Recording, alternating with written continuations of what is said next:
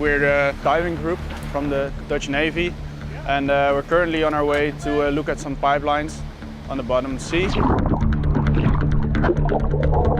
We're looking for to see if any damage is done to the pipes. Damaging these infrastructures can cripple a society. So I think it's essential to prevent that.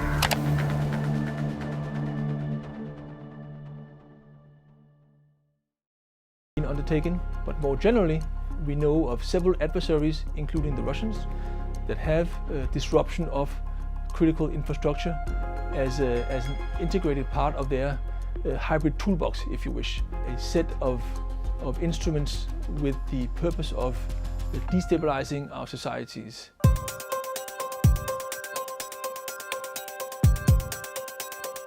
At this moment we're on the Netherlands mine Undersea. We're part of the NATO Mine Countermeasures Group 1 and we're sailing in the Baltic, part of the Operation Baltic Sentry. Ships that pass by, we look at if they have any anomalies. We note that and we start asking them a few questions. We can map and look at the underwater infrastructure with our systems. We can map them by sonar and we can identify any damages or anomalies by ROVs and or divers. Apart from the Mine Countermeasures Group, the standing NATO Maritime Group is also in the region. We are supported by maritime patrol aircraft, satellites, so that means ships, drones, aircraft, satellites. It's a big operation.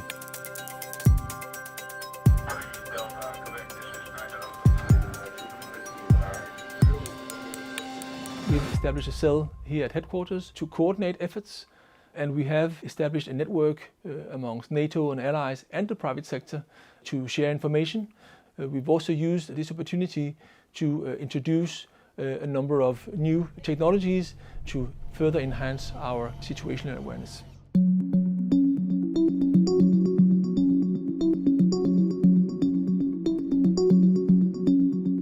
So right now we're going to head out in one of our reefs and I'm going to show you the sensors and the vehicles that we use for the protection of the critical undersea infrastructure. Okay, thank you. We can have sensors that are carried by the autonomous underwater vehicles, so they are moving. We can also have static sensors, like the ones that are located here underneath this buoy. Critical undersea infrastructure protection operations are very complex. There are multiple sources of data that are collected at one time. The operators have to analyze that data and take decisions on what to do and how to do it. With the tool that we are developing here at CMRE, we first collect data, then we process it, we fuse it, and we recreate in a virtual reality environment on which the military operations can explore it. But it's very realistic. So they have an understanding of what is going on underwater and they can take better decisions on what to do, how to do it, how to approach a target, for instance.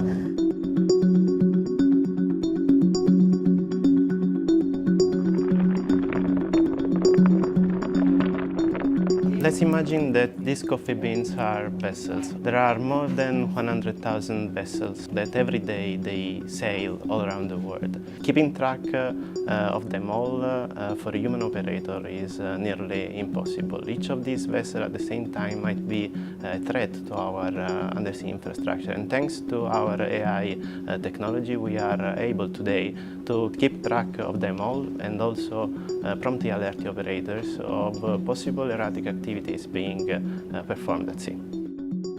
The acts of sabotage that we've seen lately are perpetrated by civilian ships and cargo ships. And mainsail is able to raise suspicion on particular trajectories of ships to pick up anomalies in the maritime domain. This has been actually turned into a toolkit that is very user-friendly for operators in the Maritime Command of NATO in order to identify suspicious activities close to critical undersea infrastructures. Critical infrastructure, as the name suggests, is absolutely critical for our societies. We need to stay ahead of the game. We need to invest ourselves. We are working with a multitude of different assets, from seabed to space.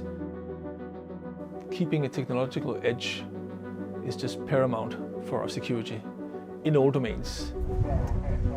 What has happened in the Baltic Sea represents a threat to their critical infrastructure, and therefore it's only natural that NATO responds timely and that NATO responds robustly.